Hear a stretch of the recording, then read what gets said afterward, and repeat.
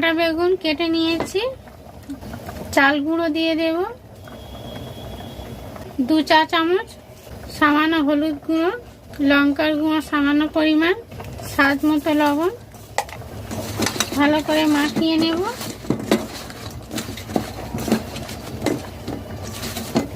এইভাবে বেগুন ভাজলে বেগুন ভাজা অনেকক্ষণ মুচমুচে থাকে। সব মাখিয়ে নিয়েছি। কড়াইতে সাদা তেল দিয়েছি, তেল গরম হয়ে গেছে। মশলা মাখানো বেগুন দিয়ে দিলাম।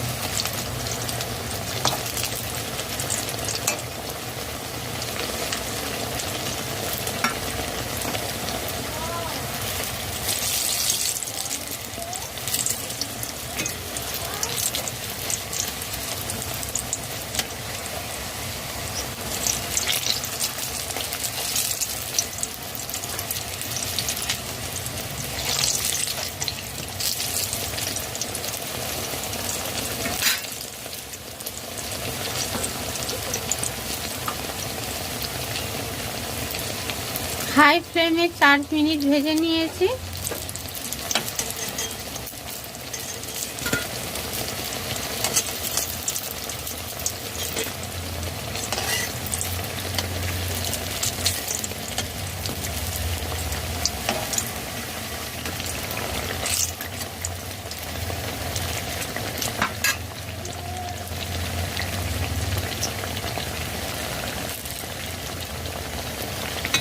খুব সুন্দর হয়েছে বন্ধুরা, আপনারা ট্রাই করবেন। গরম গরম পরিবেশন করতে হবে।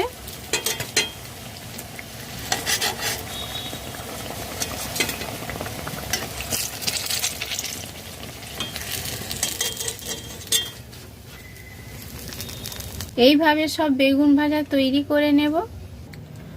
সব বেগুন ভাজা তৈরি হয়ে গেছে, আপনারা ট্রাই করবেন। আশা করছি আপনাদের খুব ভালো লাগবে। ভালো লাগলে লাইক, শেয়ার, কমেন্ট করবেন। রান্নাবান্না তমালিকা চ্যানেল ফেসবুক থেকে দেখলে ফলো করবেন। নতুন ভিডিও নিয়ে হাজির হচ্ছে আপনাদের কাছে। সবাই সুস্থ থাকবেন, ভালো থাকবেন। নমস্কার।